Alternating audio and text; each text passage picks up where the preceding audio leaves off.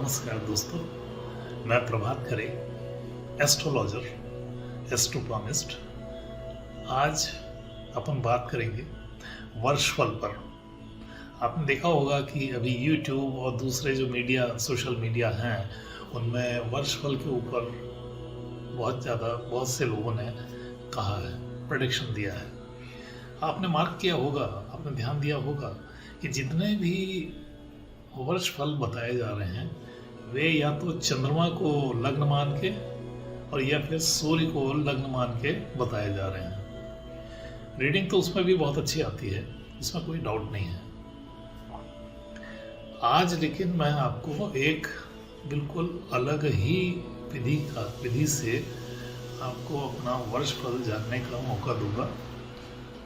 इसमें क्या है, इसमें डेट ऑफ बर्थ की ज़रूरत पड़ती है, लेकिन केवल आयु जानने के लिए। यदि आपका डेट ऑफ बर्थ कंफर्म नहीं है तो भी आप इस विधि से अपना आने वाला टाइम जान सकते हैं।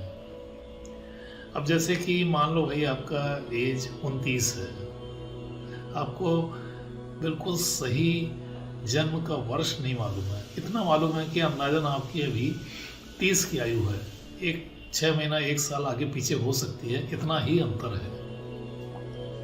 तो ये विधि आपके लिए बहुत कारगर होगी। इस विधि में वैसे तो आप भूत, वर्तमान, भविष्य तीनों जान सकते हैं, लेकिन ईयर वाइज यानी वर्ष दर वर्ष जो निकलेगा वो बहुत एकदम एक्यूरेट आता है, उसमें कोई गलती नहीं होती है। लेकिन जहाँ सवाल उठता है वर्षफल का, क्योंकि हर व्यक्ति अपने निकट के भविष्य को ही जानने के लिए ज़्यादा उत्सुक होता है, तो उसमें भी ये मेथड काम कर जाती है। अब मान लो जैसे आपका 30 की आयु है, तो आपको दिलचस्पी रहेगी कि 30 और 31 आयु के बीच का जो समय है वो कैसा जाएगा। यदि आप व्यवसायी हैं और नए प्रोजेक्ट के लिए तैयारी कर रहे हैं तो आप बहुत ज़्यादा क्यूरियस रहेंगे, बहुत ज़्यादा इंटरेस्टेड रहेंगे कि आपका जो आने वाला टाइम है उसमें आपका जो प्रोजेक्ट है वो कब सफल होगा।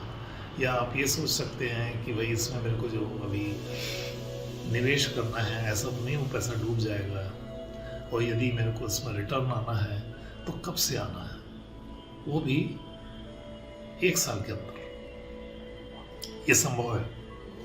इसके लिए क्या करना होगा, सिर्फ आपका जो एग्जैक्ट उम्र है वो मालूम पड़ जाए, 6-8 महीना आगे पीछे होने में कोई फर्क नहीं पड़ेगा। तो इसमें क्या, जैसे अपन तो पूरा लेंगे, ये तो संभव नहीं है कि 1 वर्ष की आयु, फिर 5 वर्ष की आयु, फिर 10 वर्ष की आयु, फिर 11 वर्ष की आयु के व्यक्तियों का अपन डिटेल दें, 1 साल का डिटेल्स, क्योंकि हर एक उम्र में अपनी अपनी अलग अलग महत्वाकांक्षाएं होती हैं। लेकिन सबसे जो सेंसिटिव टाइम होता है किसी भी व्यक्ति के लाइफ का, एक होता है 15 से 20 आयु मध्य में, जिसमें ये शिक्षा संबंधित उपलब्धियां करना चाह रहा हूँ। दूसरा होता है 26-27 की आयु के आसपास का, रफली, कोई ज़रूरी नहीं कि सही, जिसमें यदि लड़की है तो शादी ब्याह, और यदि लड़का है तो फिर वो कैरियर से संबंधित बहुत ज़्यादा सेंसिटिव पीरियड होता है कि भाई 26 की एज में मान लो आपकी सर्विस लग गई तो फिर वो बेहतर परिवर्तन कब होगा। तीसरा जो बहुत ही ज़्यादा महत्वपूर्ण समय है, संभवतः एक व्यक्ति के जीवन का सबसे ज़्यादा सेंसिटिव और महत्वपूर्ण समय है, वो है 29, 30, 31 की आयु। इस आयु में शनि का एक राउंड पूरा होता है। 12 राशियों में शनि चलते चलते वहीं आ जाता है जहां वो जन्म के समय था, 30 साल की आयु में।